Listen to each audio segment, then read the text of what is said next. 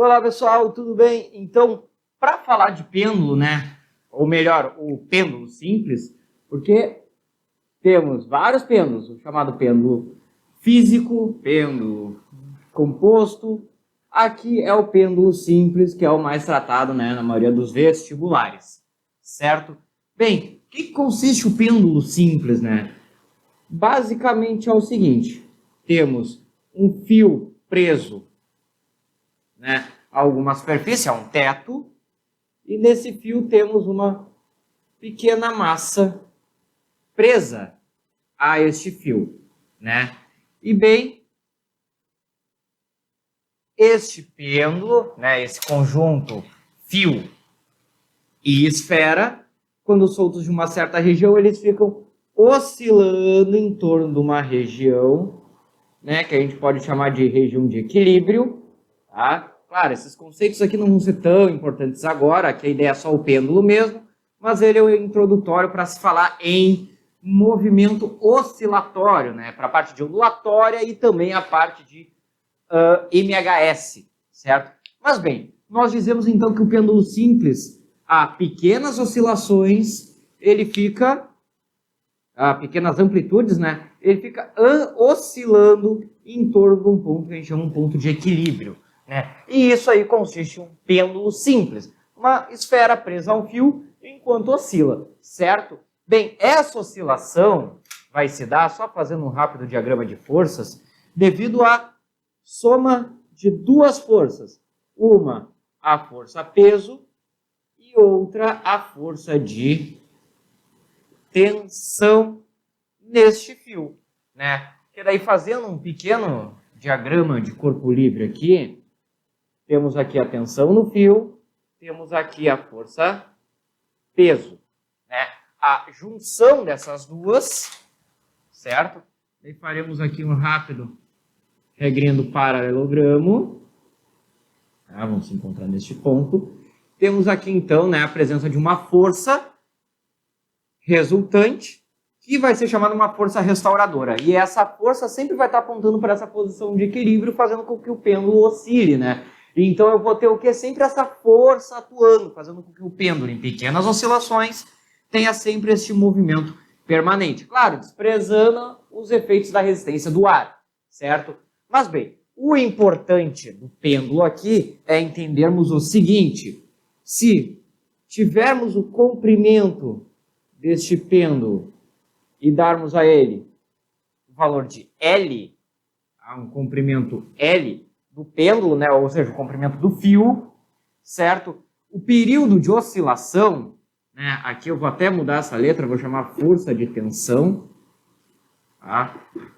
Porque a gente vai usar a ideia de período, né? Período, com a letra T maiúscula, me refiro ao período de oscilação do pêndulo, ou seja, o tempo que ele leva para sair do ponto A e para o ponto A' do outro lado e voltar para o outro lado. Voltar para o ponto A, ou seja, fazer essa ida e volta, né? O que a gente diz uma oscilação completa, né? Percorreu a ida e a volta, ou seja, voltou para o ponto de origem depois de um certo intervalo de tempo. E este intervalo de tempo, que é constante aqui para nosso caso do pêndulo simples, ele pode ser calculado da seguinte maneira, como sendo o produto de 2 vezes π vezes a raiz quadrada da razão L sobre G. L, o comprimento do pêndulo, G, a ação da aceleração gravitacional local, certo? Então, aqui, né, nós temos uma expressão. Como é que é preferível trabalhar vestibulares, né, com essa expressão aqui? Bem, primeiro ponto, nós vemos que a massa da esferinha não está dentro dessa equação. Ou seja, o período de oscilação do pêndulo independe, tá, da massa da esfera que está ali pendurada. Na verdade, a esfera só está ali pela necessidade de eu precisar de uma tensão. Mas pode ser qualquer força, né? Qualquer força de tensão. A corda tem que estar tensionada. Então, independente da massa, o período se mantém. Tanto que, às vezes, alguns vestibulares cai uma questão, perguntar se eu dobrar a massa da esfera que está pendurada, o que acontece com o período? Não acontece nada de mudança, se mantém o mesmo, certo? O único fator, né, que vai realmente ser determinante é este aqui, ó, o comprimento do fio. É ele que vai determinar o período, certo? E bem, a gravidade, a aceleração gravitacional também, só que a maioria das questões é feita, né, do campo gravitacional terrestre. Né? Vai ser ali, ó, 1% das questões de pêndulos vão abordar a aceleração gravitacional, ok? Mas bem, aqui, o que nós temos, né? Uma coisa importante é o seguinte, vemos que o período tem uma proporção com a raiz quadrada do comprimento do fio, certo? Como é que eu vejo a ideia de proporção? Eu pego esse igual, transformo nesse sinalzinho de proporção e vou pegar justamente a única coisa que me interessa, que é o L. Só que ele está com uma raiz, tem que considerar a raiz, certo? E com isso, eu consigo ter uma relação, por exemplo, se eu tenho um pêndulo A e eu tenho um pêndulo B, certo? Eu vou ter essa seguinte igualdade. LA por LB, né?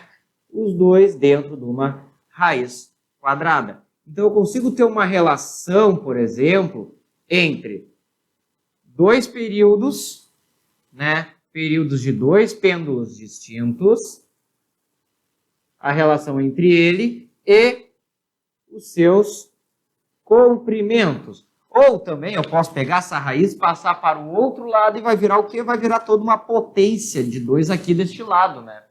Mas bem, isso aqui é uma das situações que a gente pode trabalhar, que é o quê? Comparando pêndulos de comprimentos diferentes. Algumas questões podem abordar, por exemplo, eu tenho um pêndulo que está oscilando, e eu vou lá e coloco um pêndulo maior. E eu quero saber, qual é a razão entre os comprimentos, ou a relação entre um e outro. Eu posso usar essa expressão aqui para conseguir, né, resolver esse meu problema. Daí, seja o que ele for pedir, se é os períodos, se é os comprimentos. Né? Eu vou ter daí essa situação podendo ser trabalhada aqui, comparando pêndulos, certo? Um outro ponto interessante também, que aparece aqui dentro, é a ideia de frequência. Já foi trabalhada lá na aula de movimento circular, mas é importante trabalhar aqui, né, que a frequência se remete ao inverso do período. Daí, só para nós termos uma compreensão mais conceitual disso aqui, né, como é que nós podemos pensar período e frequência? Período é o tempo que eu vou levar para completar uma oscilação, aqui no movimento do pêndulo simples. Isso vai ser aplicado também lá na parte de ondulatória, né? O movimento ondulatório, as ondas eletromagnéticas, mecânicas, aquela questão da frequência, comprimento de onda, né? Tem aqui um pouco a ver também, né? Você começa pensando um pouquinho no pêndulo. Né? Mas o período significaria questão de, né, oscilações por tempo. Já a frequência quer saber basicamente o que? Tempo por oscilação. Né? Opa, desculpa, inverti tudo aqui. O período quer saber o tempo por oscilação e a frequência vai querer saber quantas oscilações eu faço num certo tempo. Agora sim, né? Tanto que a unidade de período é o segundo e a unidade de frequência é o hertz. E hertz é o equivalente, vou colocar aqui em outra cor, é o equivalente, tá? O por segundo, ou o segundo na menos 1 pode aparecer, mas significa o por segundo. Né? O que é por segundo? Oscilações por segundo, né? Pois oscilação não é uma grandeza física, então não vai aparecer nas unidades, mas tempo e frequência já são, né? Então vai aparecer nas minhas unidades, certo? Pode aparecer período, frequência, essa relação entre períodos de diferentes pêndulos, ok?